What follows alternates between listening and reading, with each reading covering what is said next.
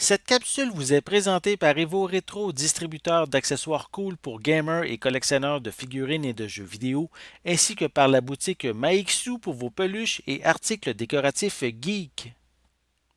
Et bonjour, ici Sébastien, j'espère que ça va bien. Aujourd'hui, on tombe dans le rétro avec une vieille édition d'un film que j'ai à la maison, soit le film Soldier ou en français c'est Soldat si je me souviens bien. Donc une vieille édition en carton, donc c'est les éditions qu'ils ont sorties au début de l'ère du DVD. Donc, en fait, ce film a été réalisé en 1998 et l'édition en DVD, elle, est sortie en 1999. C'est même l'édition d'origine que j'avais achetée à l'époque que j'ai, qui est disponible en format standard, donc en format plein écran et également en format panoramique, parce que je vais vous prendre le temps de vous montrer un peu le devant de la pochette. C'est évidemment un film avec Kurt Russell, un film de science-fiction. Voilà à quoi ressemble l'arrière. Et si on voit, c'est vraiment une pochette en carton. Et à l'intérieur, on a ici l'index des scènes du film. Voilà. Et le film est ici en format, comment je peux dire, réversible. On a un côté qui est le panoramique et de l'autre côté qui est l'édition standard du long métrage. Donc, c'est ce qu'il faisait au début de l'ère du DVD. Donc, en fait, le film Soldier est comme je l'ai dit, un film de 1998 qui a été réalisé par Paul Anderson, qu'on connaît quand même beaucoup pour la franchise Resident Evil. Donc, on a, comme je l'ai dit, on a comme acteur Kurt Russell, on a également Jason Scott Lee, qui, pour certains, l'ont peut-être connu en tant que dans le rôle principal du film Dragon, l'histoire de Bruce Lee. On a également Jason Isaac, que je l'ai vu dernièrement dans la série Star Trek Discovery. On a également Connie Nielsen, qui a eu quand même ici un rôle important dans le film Gladiator de Ridley Scott en 2000. On a aussi Gary Busey, qui, pour moi, il me fait toujours penser à son rôle de méchant dans le premier film L'arme fatale. Donc, ce sont les membres de la distribution principale. Et pour l'histoire en tant que telle, l'histoire elle se passe dans un futur, je dirais, alternatif avec des soldats qui sont choisis à la naissance et ils sont choisis en fait pour leur qualité physique et intellectuelle. Et ils vont vraiment être élevés, ils vont grandir en sachant qu'ils vont être soldats lorsqu'ils seront adultes. Donc, ils sont vraiment entraînés pour suivre les ordres et vraiment faire leur mission coûte que coûte. Et qu'est-ce qui va arriver à un moment donné, c'est que il va y avoir une nouvelle génération de soldats qui vont être plus performants et justement le personnage de Todd, qui est interprété par Kurt Russell, va être mis de côté, carrément mis aux poubelles. Plutôt en étant laissé sur une planète style poubelle, sachant en laissant ici pour mort en fait. C'est à ce moment-là qu'il va rencontrer des réfugiés qui sont pris sur la planète et il va essayer de s'intégrer justement à cette population-là. Donc ici, c'est un film d'action, de science-fiction qu'on regarde quand même ici simplement pour son divertissement, hein. Il y a rien de vraiment très profond dans ce film-là. Je dirais il est divisé en trois parties, le film. La première partie qui nous permet, je dirais les 10-15 premières minutes, qui nous permet de découvrir comment les soldats sont créés, comment ils sont éduqués. Donc, c'est cette première partie-là qui est quand même assez intéressante. Ensuite, on tombe vraiment dans une partie assez longue, dans le sens que l'action tombe complètement à plat lorsque le personnage de Todd va arriver sur la planète poubelle, comme j'ai dit.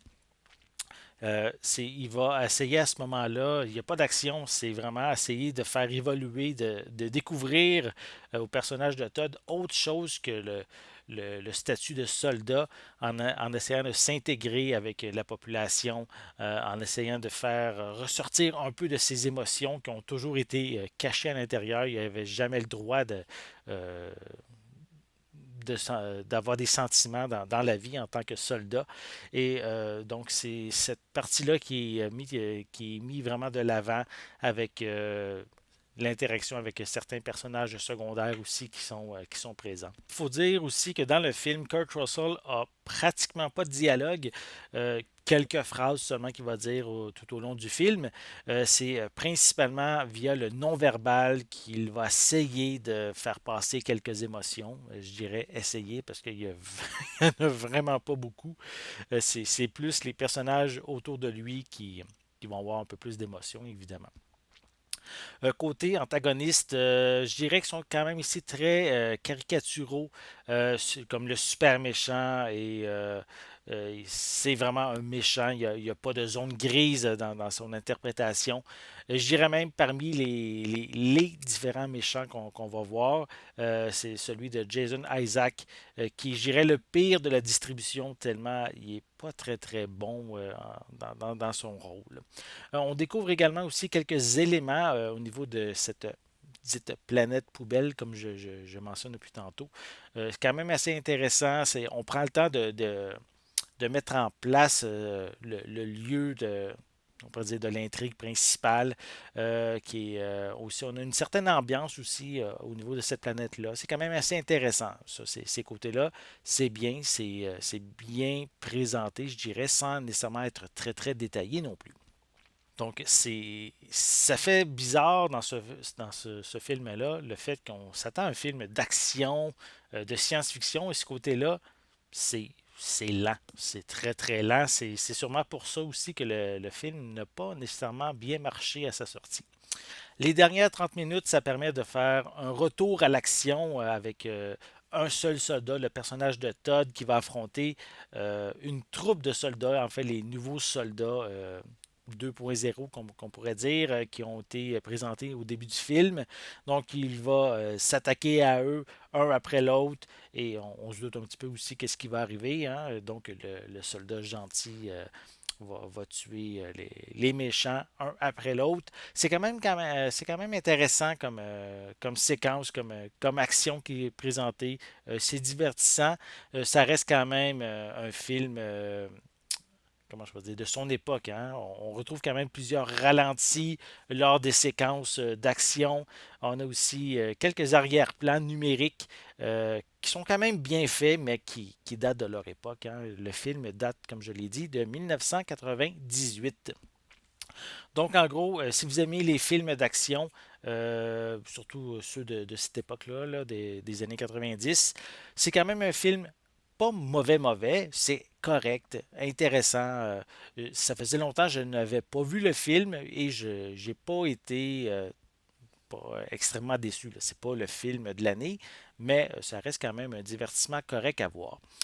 Donc, si vous aimez ce genre de films-là, des films d'action des années 90, je vous invite peut-être à, si vous l'avez fait longtemps que vous ne l'avez pas vu, peut-être à le revoir pour vous redonner une nouvelle idée. Sachez, comme j'avais dit au début de la critique, au début de la vidéo, que le film n'avait pas eu un grand succès. En fait, j'ai vérifié le budget du long métrage, il était de 60 millions.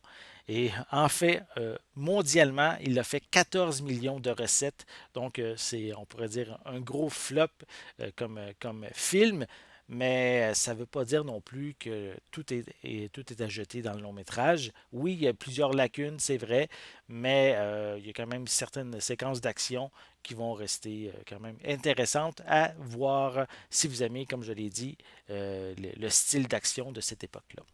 Voilà, j'espère que vous avez aimé cette vidéo. Si c'est le cas, n'hésitez pas à mettre un pouce en l'air, à laisser des commentaires. Dites-moi justement, est-ce que vous aimez le genre de capsule vidéo rétro que je viens de faire ici? Et dites-moi aussi, est-ce que vous avez vu le film Soldier à l'époque ou peut-être vous l'avez vu plus récemment?